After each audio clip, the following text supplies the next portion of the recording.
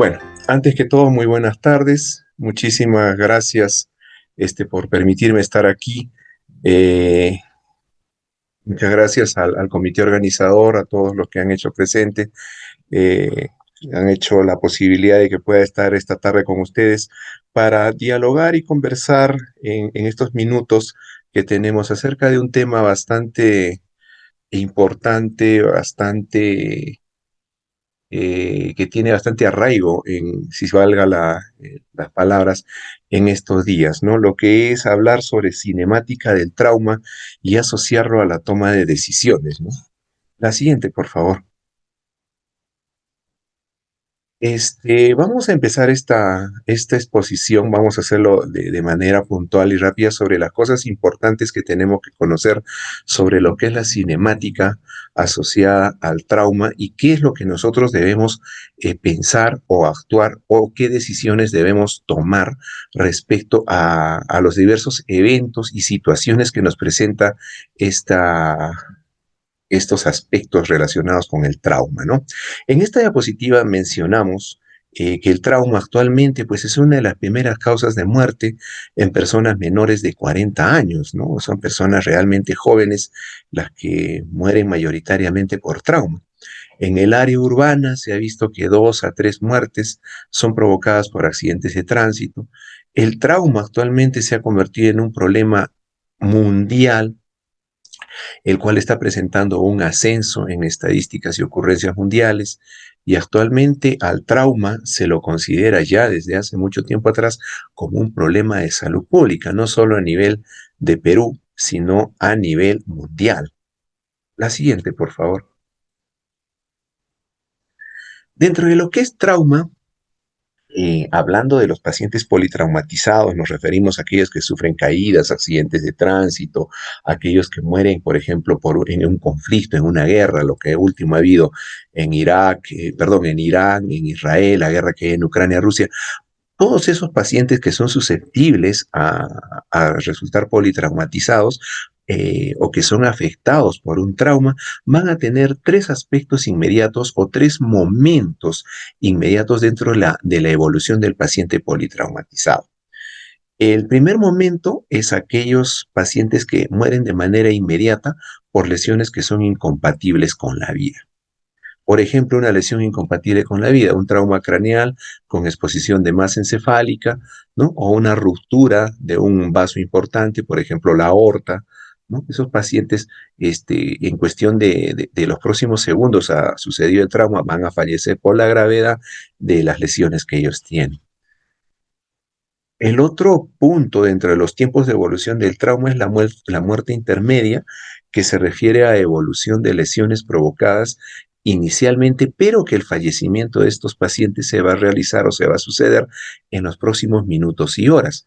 No son lesiones que generalmente pueden ser manejadas, pueden ser tratadas desde el mismo momento que estas lesiones suceden, desde el inicio del trauma o en los próximos minutos o horas, pero de que no serlo, de no ser sospechadas, estas lesiones van a condicionar a la muerte de un paciente. Por ejemplo, una lesión en un vaso importante, un paciente que sufre un traumatismo de repente exsanguinante a nivel de miembro superior e inferior y que va a condicionar pues a su muerte progresiva por exsanguinación en las próximas 2, 3 horas, ¿no es cierto? Aquellos que sufren lesiones, por ejemplo, de vísceras sólidas por un trauma abdominal, por ejemplo, ruptura de hígado, ruptura de vaso, y que van a condicionar pues la muerte en las próximas horas o minutos. Si nosotros no sospechamos, si nosotros no tenemos en consideración que esas lesiones pueden haberse provocado en este paciente. Y una muerte tardía es aquella que va a producirse en aquellos pacientes politraumatizados, que se va a producir esta muerte en los próximos 4, 5, 6 días, ya no necesariamente por el mismo trauma, sino por complicaciones derivadas del traumatismo. En este caso, generalmente fallecen por disfunción multiorgánica, pero esta disfunción multiorgánica en estos pacientes va a producirse muchas veces por lesiones que son producidas o que se han sucedido y no se ha podido diagnosticar, no se han diagnosticado o que se ha hecho un manejo a veces inadecuado de ellas y que desencadenan en esta disfunción multiorgánica, ¿no? La siguiente diapositiva. Entonces, volvemos a lo que es cinemática del trauma. ¿A qué se refiere la cinemática del trauma? La cinemática es una parte de la mecánica ¿no? Una parte de la física, la cual estudia el movimiento en sus condiciones de espacio y tiempo. Eso es lo que es la cinemática. Y esa parte de la mecánica es la que se aplica o se asocia al trauma. Entonces, ¿qué nos permite la cinemática? Nos permite analizar un evento traumático y determinar las potenciales lesiones provocadas por las fuerzas y movimientos involucrados, ¿correcto? O sea, es analizar el trauma de acuerdo a los movimientos y las fuerzas que se involucran y que se producen en ese evento llamado trauma, ¿correcto? La siguiente, por favor. Entonces, para esto nosotros tenemos que hacer una pequeña revisión, recordando nuestras épocas del colegio, del curso de física que llevamos, acerca de las famosas leyes de Newton. Newton, un científico inglés, un estudioso, que determinó, pues, en base a observación en diversos estudios, diversas leyes que rigen los movimientos de los cuerpos que hasta ahora se mantienen vigentes, ¿no? Entonces, una de las leyes de Newton postula lo siguiente, que un cuerpo, o sea, un objeto en reposo, va a permanecer en reposo y un cuerpo en movimiento permanecerá en movimiento al menos que alguna fuerza actúe en él. ¿Qué nos quiere decir esto? Que para que un cuerpo se detenga o para que un cuerpo inicie un movimiento tiene que haber una fuerza que lo fuerce a ello, que lo empuje a ello. Sin esa fuerza, el cuerpo no se mueve o el cuerpo no se detiene. Una ley de Newton, la segunda ley, nos dice que para cada acción o fuerza hay una reacción igual u opuesta. Un ejemplo, por ejemplo, nosotros ahora que está de moda el mundial de clubes en Estados Unidos, hay mundial de vóley, cuando ustedes, por ejemplo, golpean una pelota contra una pared, inmediatamente hay un rebote de la pelota. Eso significa que para cada acción o fuerza hay una reacción igual u opuesta. Para la fuerza que empuja a la pelota hacia la pared, hay una fuerza de reacción que devuelve la pelota hacia nosotros que la hemos empujado. Y otra ley de Newton nos dice que la energía no se crea ni se destruye, solo se transforma. ¿Correcto? Eso quiere decir que, por ejemplo, en un trauma, en un accidente, hay un choque, hay un impacto, las fuerzas que lleva el vehículo, las fuerzas que llega el objeto que va a impactar, que va a chocar, va a generar una determinada energía. Esta energía va a condicionar diversas lesiones, tanto en los ocupantes, diverso grado de destrucción en el objeto. Esta energía producto de los movimientos no es algo nuevo, solo se ha transformado. Se ha transformado, por ejemplo, la velocidad del objeto en energía contusa, en energía que puede causar lesiones a los ocupantes o modificaciones o destrucción al objeto o al carro que ha chocado en este caso, ¿no? La siguiente, por favor. Entonces, nosotros para cuando vayamos a analizar un paciente que ha sufrido un politraumatismo, ¿no? Entendiéndose esto, un accidente, una caída, producto de una explosión, producto, digamos, de una balacera, nosotros tenemos que tener en cuenta que nuestro análisis siempre debe iniciar con los antecedentes del evento, con los antecedentes del trauma. Dentro de estos antecedentes del evento, tenemos que tener en cuenta las condiciones previas. Muchos de nuestros pacientes, a veces que recibimos en el área de emergencia, tienen antecedentes de ingesta de licor, han estado ebrios en el momento del trauma, o hay comorbilidades asociadas. Por ejemplo, algunos de ellos ingieren pastillas, antihipertensivos o medicamentos que sirven para la anticoagulación, correcto. Algunos toman algún otro tipo de medicamentos anticonvulsivantes, ¿no? Todas las condiciones previas que han podido afectar o hayan podido incidir en el evento llamado trauma.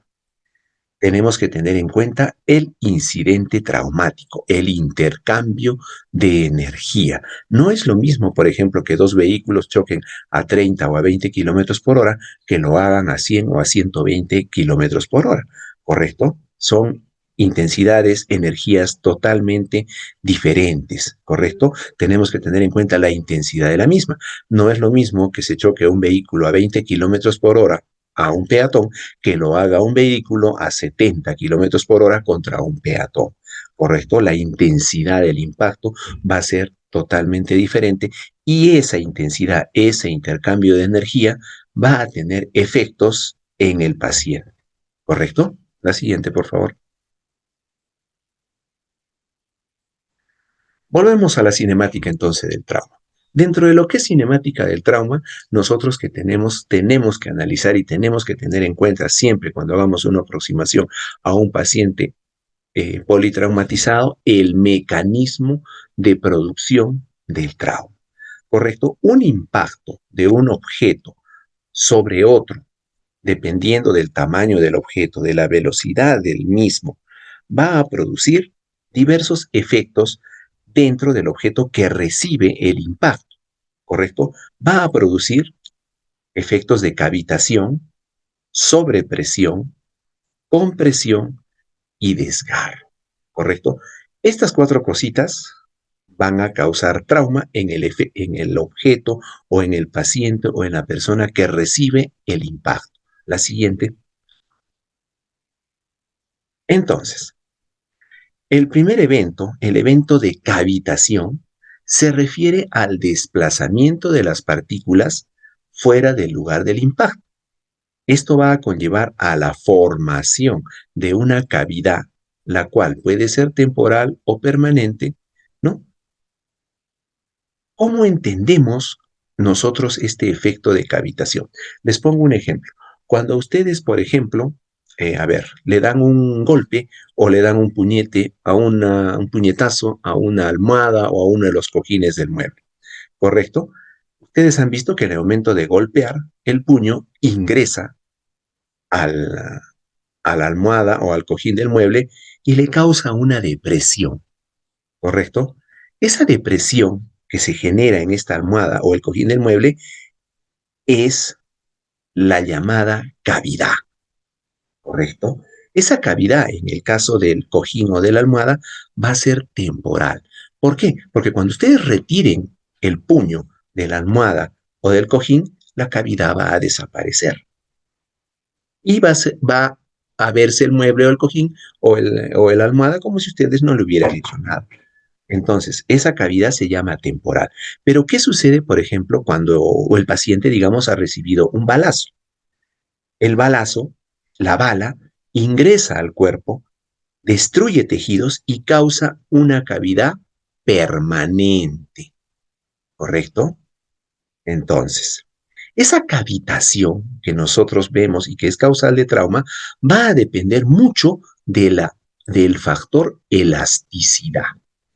La elasticidad se refiere como la capacidad de una estructura de retornar a su forma original luego de ser sometida a un estado de deformación. El mismo ejemplo que les pongo, cuando ustedes le dan un puñetazo, por ejemplo, a un cojín del mueble, el cojín no se va a hacer un hueco, no lo van a traspasar al cojín, bueno, salvo que sea Superman, ¿no?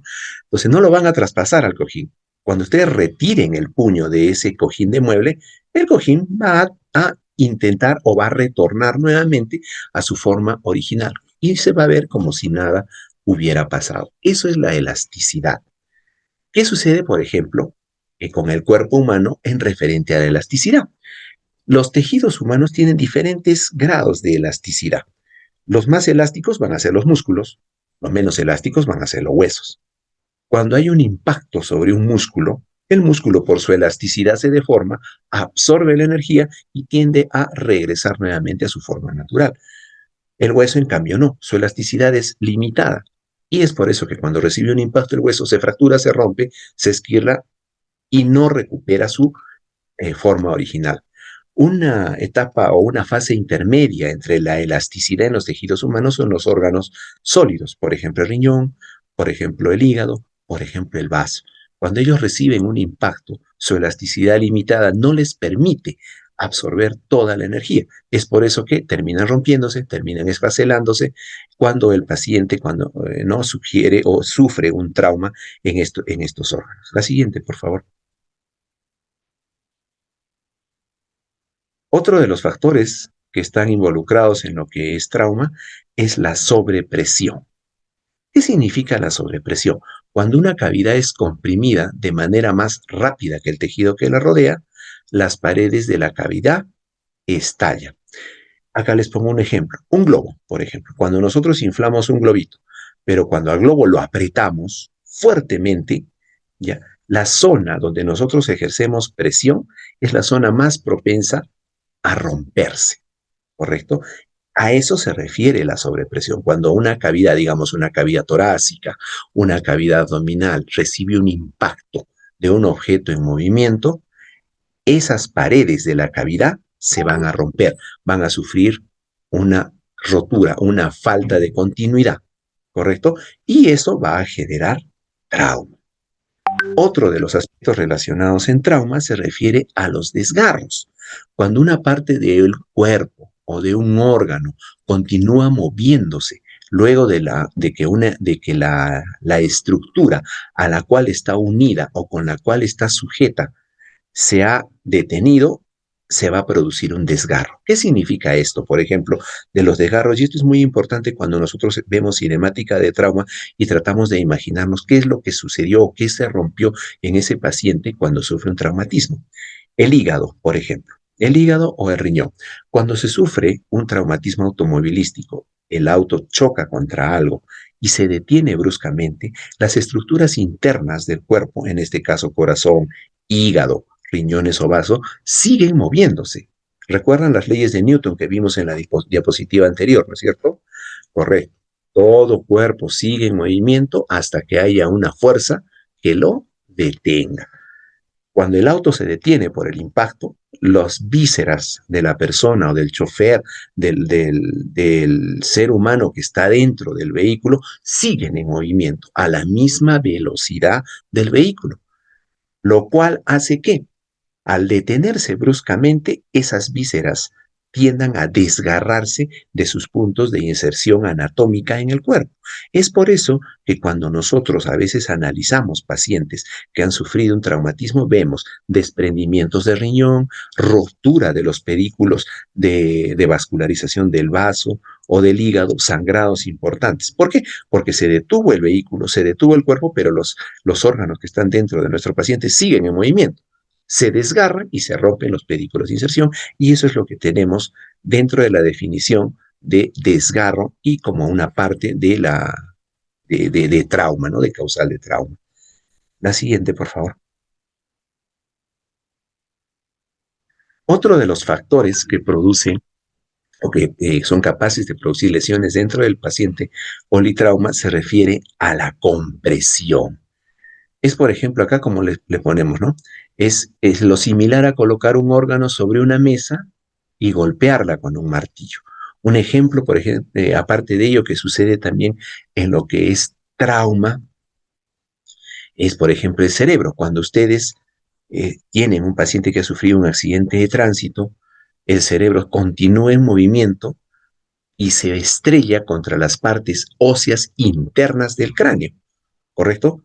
Se estrella, se comprime y se destruye. Es por eso que cuando ustedes obtienen la tomografía o ven la tomografía cerebral de un paciente, van a ver lesiones contusas, áreas de tejido cerebral destruido en la zona donde se ha producido el impacto del cerebro. O sea, se comprime, se aplasta, se destruye contra las estructuras óseas internas del cráneo. ¿Correcto? La siguiente, por favor.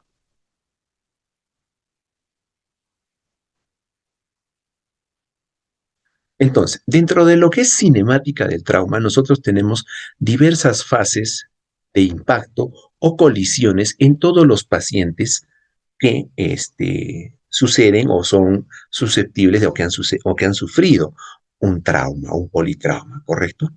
El primer impacto, que se llama dentro de lo que es cinemática de trauma, se refiere cuando el objeto en movimiento impacta contra una estructura fija o móvil, ¿correcto? Y imagínense un paciente o una persona que está manejando un vehículo, ¿correcto? El vehículo impacta contra un poste de alumbrado. El objeto móvil, que es el vehículo, impacta contra una estructura fija, que es el poste de alumbrado. El segundo, cinemática de trauma, se refiere cuando el objeto dentro del paciente, o sea, el objeto en este caso,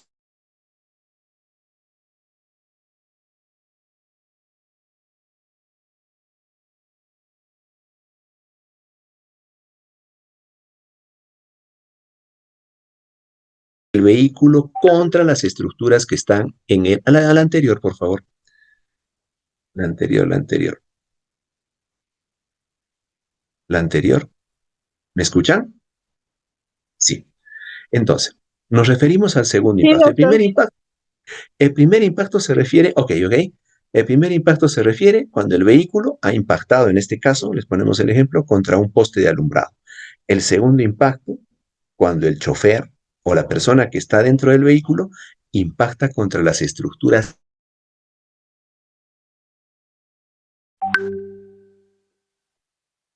dentro, sigue en movimiento hasta que una fuerza lo detenga. Y la fuerza va a ser cuando se impacte dentro de las estructuras que está, que contiene la unidad. Y el tercer impacto, las estructuras u órganos del paciente impactan contra sus propias estructuras internas de sostén del paciente. Recuerdan que les puse el ejemplo del hígado, ¿no es cierto? Se choca el paciente, se estrella contra el volante o contra el tablero o contra el parabrisa de la unidad, pero eso no significa que el hígado, el riñón, el vaso, los intestinos se hayan quedado quietos, sino que siguen en movimiento y se van a estrellar o se van a desprender de sus estructuras o de sus pedículos internos de fijación fisiológica. Estas son las fases que suceden generalmente en colisiones en trauma. Esto se da con vehículos, esto se da con bicicletas, se da con motocicletas, incluso corriendo a velocidad. Una persona puede estar corriendo a alta velocidad e impacta con otra que está parada. Sucede estos tres o estas tres fases de impacto en politrauma. ¿Correcto? La siguiente, por favor. Este es un ejemplo con una fotito en un accidente de tránsito en el conductor de un vehículo determinado. Muchos de lo que nosotros vemos en los accidentes en los accidentes de tránsito, en los accidentes que suceden por choques de vehículo, se refieren a que son impactos frontales. Entonces, en estos impactos frontales se producen diversas lesiones en estructuras del paciente que van a chocar dentro de las estructuras del habitáculo de la unidad o del vehículo. En este caso nos referimos a un vehículo que ha chocado con una estructura fija de frente contra la estructura y se ha producido diversas lesiones por este impacto frontal, entre lo que tenemos luxaciones de cadera, de rodilla, fractura de fémur, ruptura diafragmática y lesiones costales, lesiones de cráneo y cara y lesiones de columna vertebral. ¿Correcto? Entonces, cuando nosotros sospechamos que este vehículo se ha estrellado de frente con una estructura fija o con otra unidad que ha podido estar en movimiento, las estructuras a tener en cuenta que se han roto probablemente o se han desgarrado o lesionado son estas que tenemos acá. ¿Por qué? Porque este fémur va a chocar contra el tablero del vehículo, con la parte de abajo el salpicadero, va a chocar el pecho del paciente probablemente contra el volante, la cabeza probablemente va a impactar contra el parabrisa del paciente o los bastidores laterales de la puerta y se van a producir lesiones en estos órganos que vemos aquí. La siguiente, por favor. Aquí tenemos una referencia acerca de lo que son impactos laterales.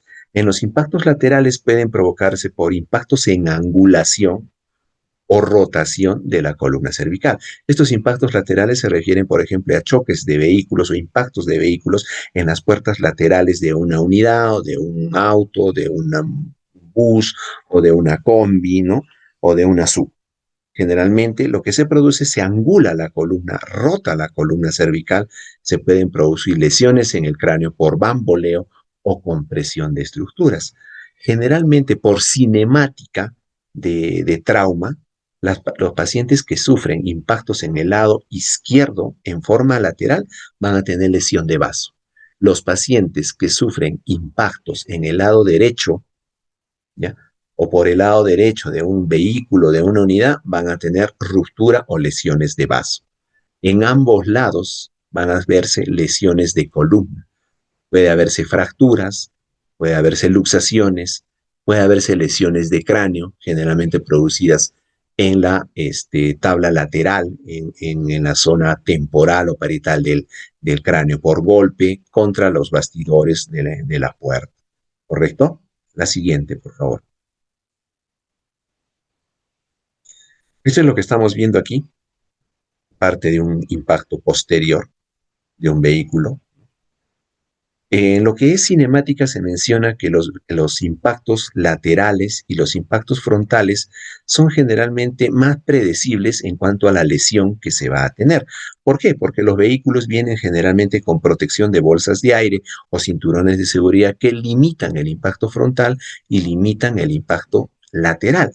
Lo que no sucede tanto con el impacto posterior, que en los vehículos tiene solo el reposacabezas para evitar el golpeteo de campaneo que se produce tanto en la cabeza como en el cuello.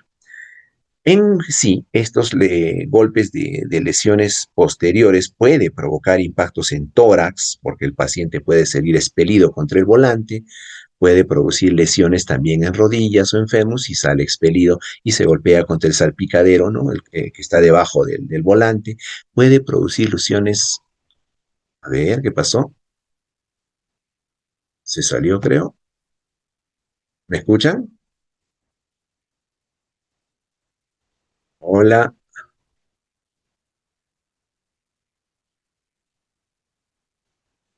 hola, hola.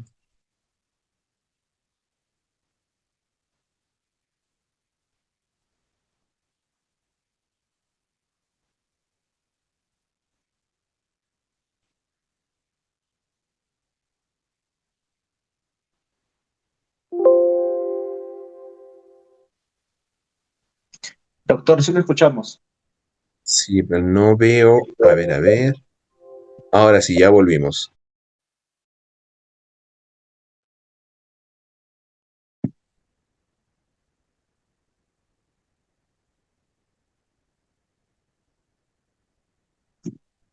Sí, doctor, lo logramos escuchar.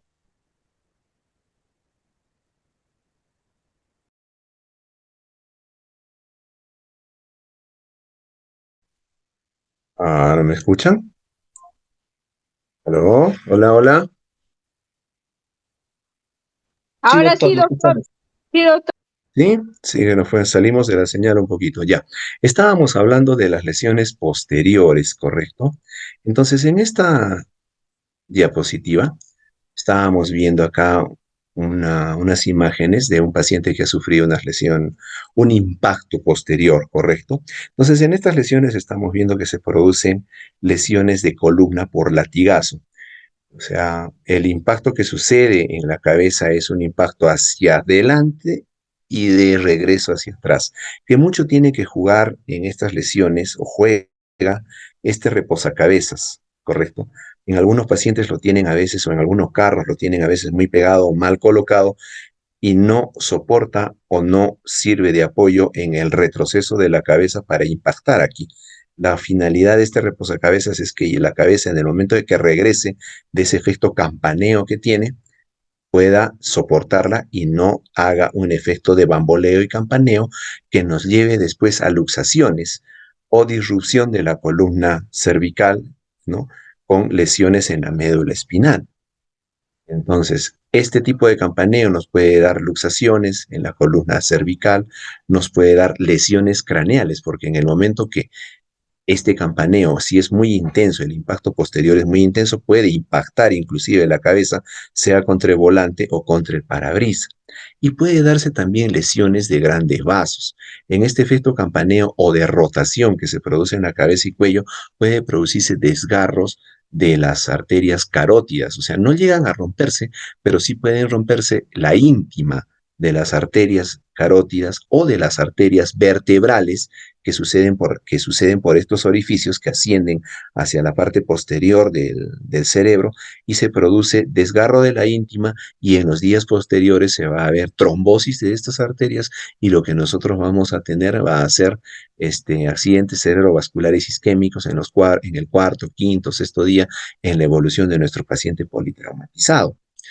¿No? Hay pacientes inclusive que a veces no tienen el cinturón de seguridad colocado y el vehículo o rota o da vueltas de campana y se produce desgarro de estas arterias. Yo he visto en el Honorio Delgado, la incidencia no es muy frecuente, pero sí está descrito, y yo he visto paciente que vino de una clínica particular X de Arequipa, que llegó al Hospital Honorio Delgado y que tenía una trombosis bilateral en las arterias vertebrales a raíz de un accidente de tránsito que tuvo en una arteria de la ciudad de Arequipa y aparente un movimiento de campaneo de cuello y cabeza y que el paciente hizo un accidente cerebrovascular, una isquemia total de cerebelo. Y bueno, falleció a los pocos meses el paciente por una neumonía sobreagregada, ¿no? Entonces, son eventos que la cinemática del trauma, el hecho de cómo se sucedió el evento, nos lleva ya a pensar qué lesiones probables se puedan presentar en estos pacientes y nosotros tener el juicio de pedir los exámenes para diagnosticar estas lesiones. La siguiente, por favor. Justo mencionando nuevamente lo que es cinturón de seguridad. El cinturón de seguridad, si bien es cierto, es uno de los mecanismos de protección que llevan actualmente todos los vehículos con la finalidad de proteger, vale la redundancia, al ocupante del vehículo ante cualquier accidente, volcadura que pueda tener la unidad. Pero este cinturón de seguridad, así como también nos protege, nos puede provocar diversos daños, dependiendo de si este cinturón está bien o mal colocado. Entonces, ¿qué lesiones nos puede provocar? Nos puede provocar lesiones en el diafragma. La posición correcta del cinturón de seguridad es debajo de las espinas ilíacas anterosuperiores, ¿correcto? ¿Sí? Corriendo en la pelvis y obviamente con el punto de anclaje, ¿no? Hacia los bastidores de la puerta. Muchos pacientes o víctimas de accidentes de tránsito tienen el cinturón de seguridad que les pasa por la mitad del abdomen, ¿no? Y ahí lo llevan cuando están manejando. Cuando hay un accidente de tránsito, ese cinturón de seguridad mal puesto lo que va a hacer es apretar el abdomen, va a comprimir las estructuras internas y por esa compresión, recuerdan, ¿no? Que mencionamos al inicio en las diapositivas, uno de los efectos del trauma es la compresión. Imagínense que el abdomen es como un globito, ustedes lo apretan, aprieta el cinturón de seguridad y quien termina rompiéndose es el diafragma.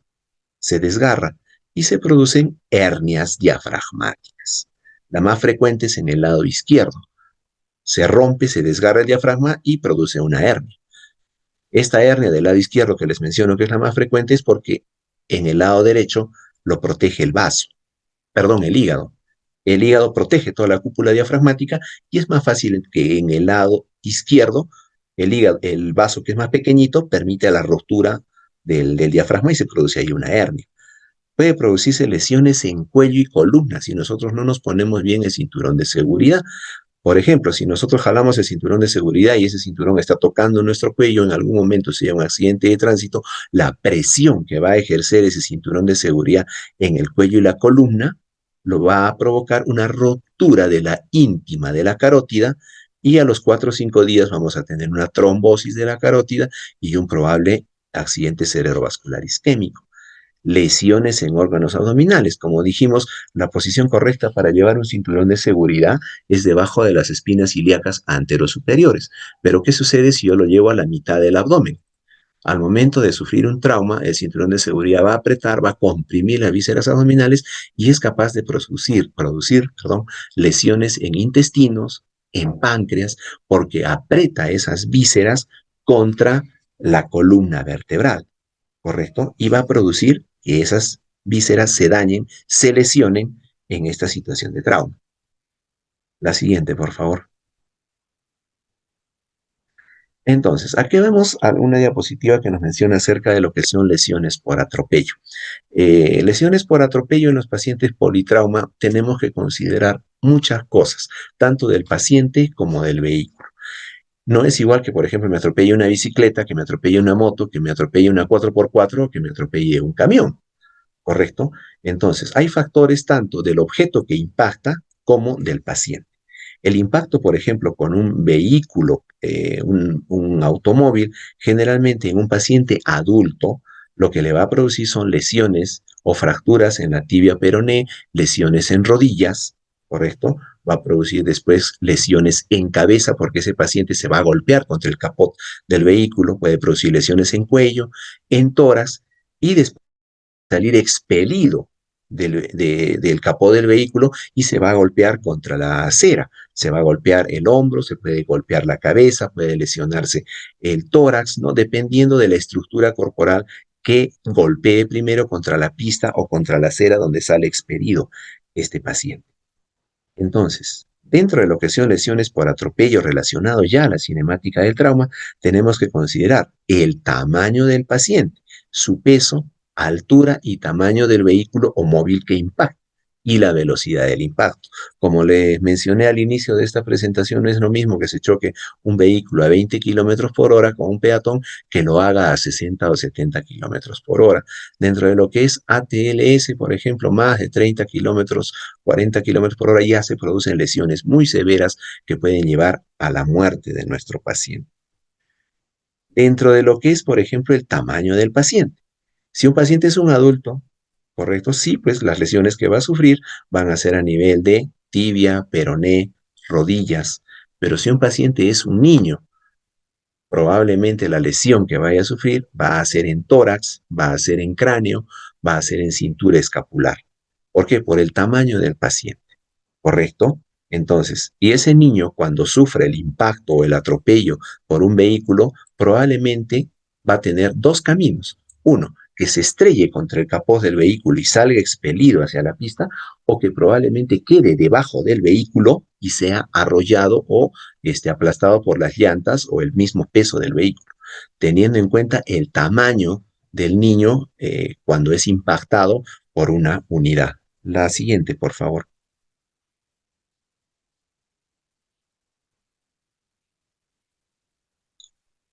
Estas son unas imágenes de diapositiva acerca de lo que sucede cuando un automóvil, en este caso, ya, impacta a un peatón. Lo que les estábamos mencionando, ¿no? El impacto primero se da entre la tibia, peroné y rodilla. Acá, ¿qué puede haber?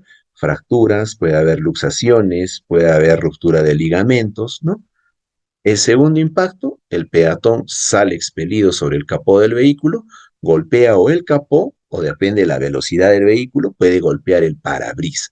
Puede impactar con su cabeza en el parabrisas, con la cadera en el capó, o la cabeza puede impactar en el capó. Y el tercer impacto, en este caso el peatón sale expelido del vehículo y golpea la pista. Puede golpear con su cabeza la pista, puede golpear con el tórax o la cadera o el brazo y puede haber lesiones asociadas a este tercer impacto. La siguiente, por favor.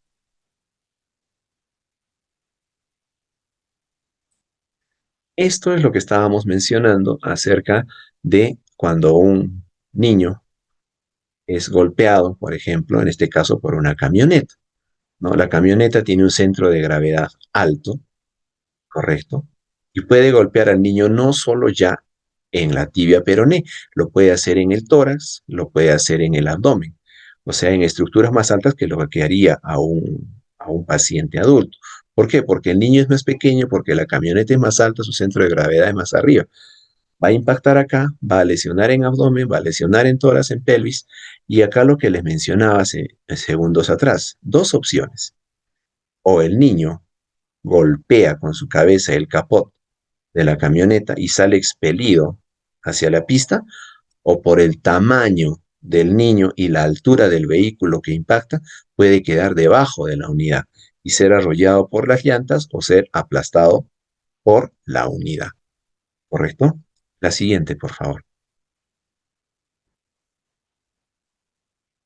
Entonces, esta diapositiva habla de lo que son lesiones penetrantes. Hasta aquí hemos visto todo lo que son lesiones por impacto, por golpes, por atropello, que si nosotros tenemos en consideración cómo se realizan estos accidentes, qué es lo que las fuerzas que están involucradas en estos eventos de impactos, nosotros vamos a poder relacionar con qué estructuras o qué tipo de daño van a tener nuestros pacientes y podemos tratarlos y solicitar los exámenes correspondientes e instalar el tratamiento adecuado para evitar de que estas lesiones no sean pasadas por alto y que nos den alguna complicación que pueda ser fatal en las próximas horas o días en nuestro paciente.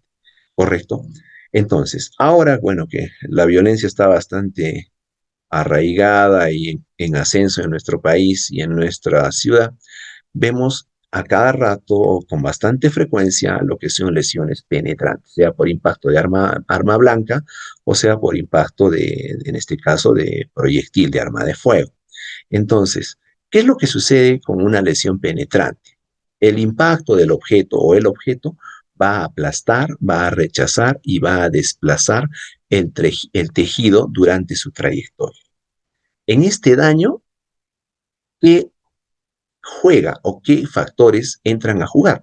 El tamaño del objeto que daña, la velocidad del mismo y la forma del objeto agresor.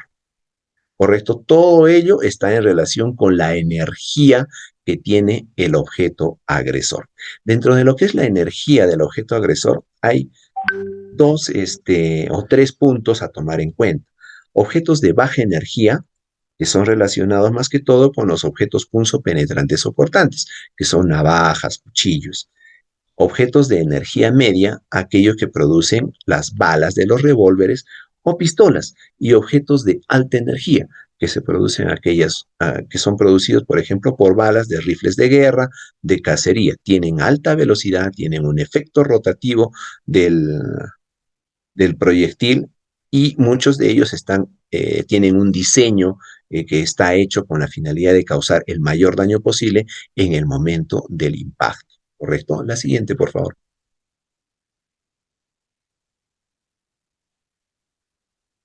Esta diapositiva nos muestra los efectos que produce una bala y los efectos que va a producir un puñal, ¿no? La bala en este caso es un objeto de alta energía, el puñal es un objeto de baja energía. Esta bala va a producir un efecto de compresión acá en su punta, va a producir un efecto de dispersión del tejido aquí en los lados y un objeto de cavitación detrás de la bala, ¿correcto? Esta es la cavidad permanente. Recuerdan cuando ustedes estábamos haciendo al inicio de la presentación, hablamos de dos tipos de cavidades, una cavidad permanente y una cavidad temporal. En este caso, esta es una cavidad permanente. Hay destrucción y desplazamiento de tejido y acá adelante hay compresión. Mucha de la destrucción de esta bala depende si es una bala de un fusil de alta velocidad y alta energía que va a destruir los tejidos o si es una bala de una pistola que tiene una velocidad intermedia. Va a haber también ruptura de tejidos, va a haber una cavidad, pero la destrucción que produce esta bala no es tan comparable como una bala de alta energía, por ejemplo, la que tienen los fusiles de guerra, ¿cierto? Esto es la lesión producida en este caso por un puñal. El puñal va a depender mucho de la energía colocada en él. Son de baja energía, pero pueden provocar daños severos, dependiendo del órgano donde están. Algunos de estos puñales tienen diseños en la hoja que está hecha para que causen el mayor daño posible en el momento del ingreso y del retiro del mismo, que generalmente son puñales de guerra. O las navajas que tenemos, hemos visto que causan lesiones también, pero tienen un diseño de hojas lisas, que el daño es dependiendo de la energía que se le coloque o que le coloque el agresor en todo caso, ¿no es cierto? Mucho depende de este daño, mucho depende de cuánta energía yo le pueda colocar a este puñal para alcanzar un órgano interno y causar un daño, ¿correcto? Entonces, una vez que nosotros vemos el puñal, por ejemplo, que ha lesionado, nosotros tenemos que aducir qué órganos están probablemente en el camino de esta lesión para poder nosotros sospechar de qué órganos han sido lesionados. Por ejemplo, si nosotros vemos, según lo que nos dice la TLS, que tenemos un orificio que se encuentra probablemente cerca de la línea intermamilar, una lesión, sea producida por un arma blanca o un proyectil de arma de fuego cerca de la línea intermamilar, es muy probable que órganos que pertenezcan a la cavidad abdominal hayan sido tomados. ¿Por qué? Porque el diafragma se menciona que llega casi hasta la línea intermamilar en los pacientes. Entonces, una lesión cerca de esta línea intermamilar o encima de ella, pues ya nos habla de que probablemente haya lesiones abdominales que tengamos que tomar en cuenta dentro de nuestra evaluación del paciente. La próxima, por favor.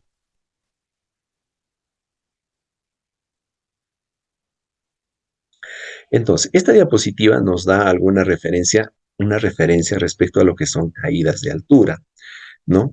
Por ejemplo, según ATLS, personas más allá de 55 años de edad que tengan una caída desde su propia altura, ¿no? Por ejemplo, se tropieza, se cae y se golpea. Esos pacientes están en alta probabilidad de presentar lesiones que puedan llevar futuro compromiso de morbilidad, incluso de mortalidad. Fíjese, es más allá de 55 años, ¿eh? No es que digamos 60, 70, 80 años. Más allá de 55, caída de altura, ya puede haber lesiones que nos dejen una morbimortalidad considerable en este grupo etario. Aquí vemos que, por ejemplo, pacientes que tienen una caída de segundo piso, considérese más o menos unos 5 a 6 metros, la velocidad de impacto sobre la superficie que caen se da casi a 30 kilómetros por hora. La caída del cuarto piso, ¿no? Más o menos sacamos la cuenta entre 2,5 metros por cada piso, ¿no? El impacto que va a tener esos pacientes sobre la superficie dura, en este caso, sobre concreto, es a 50 kilómetros por hora. De un séptimo piso impactan casi a 70 kilómetros por hora en caída libre y del decimoprimer piso a 90 kilómetros por hora. O sea, las velocidades son pues realmente muy, muy importantes teniendo en cuenta la altura de la cual puede caer un paciente e impactar contra una superficie dura. Obviamente que la superficie de impacto va a jugar un factor muy importante, porque no es lo mismo caer del séptimo piso sobre el cemento que del séptimo piso sobre de repente una superficie líquida o agua, ¿no es cierto? ¿Correcto? Entonces recuerden siempre que para estos factores de caída influye mucho lo que es la elasticidad, la compresión que pueda tener tanto la superficie receptora del impacto como la persona que impacta, ¿correcto? La siguiente, por favor.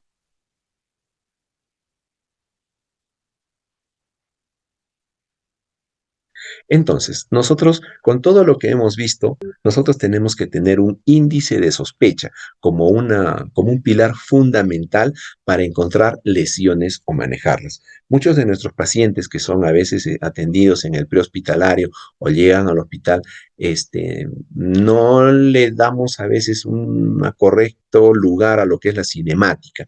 La cinemática del trauma es una parte muy, muy importante para que nosotros como personal de salud evaluemos un paciente y nos haga sospechar qué tipo de lesiones pueda tener, muy aparte de las que visualmente se ve, ¿no? Qué tipo de lesiones pueda tener y que puedan ser manejadas de manera inmediata para evitar complicaciones en un futuro. Y muchas veces, como les mencioné de ese paciente que tuvo un accidente de tránsito y hizo una isquemia de cerebelo, pues esas lesiones pueden devenir en una gran morbimortalidad y el fallecimiento del paciente.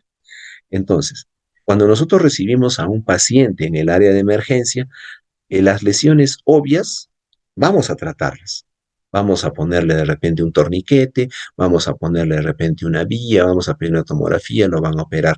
Pero muchas de las lesiones que no son obvias pueden llevar a un desenlace fatal. Entonces, la cinemática del trauma que muchas veces nosotros en un hospital cuando recibimos un paciente, eh, no a veces averiguamos cómo fue el accidente, qué fue el impacto, a qué velocidad ha sido, si ha habido una deformidad del vehículo, si el paciente ha salido expelido del vehículo, si ha impactado con su cabeza en el parabrisas. Entonces, eso a nosotros a veces que no averiguamos, nos lleva a veces a tener con un poco de debilidad de repente o un flaqueo en cuanto a nuestra evolución, a nuestro manejo de nuestro paciente. Y quien puede darnos bastante datos acerca de qué sucedió es las personas que lo traen o que lo recogen, los bomberos, los paramédicos. A veces llegan a las 2 de la mañana y no queremos ni verlos a los chicos de rojo, pero ellos son quien puede darnos informes de cuán grave ha sido el accidente, qué cinemática y qué fuerza, qué energía se desplegó en este evento, y eso nos puede dar un dato acerca de cómo está nuestro paciente, qué lesiones pueda tener y qué exámenes podamos pedir para tratar esas lesiones que muchas veces no son obvias, ¿no es cierto? La siguiente, por favor.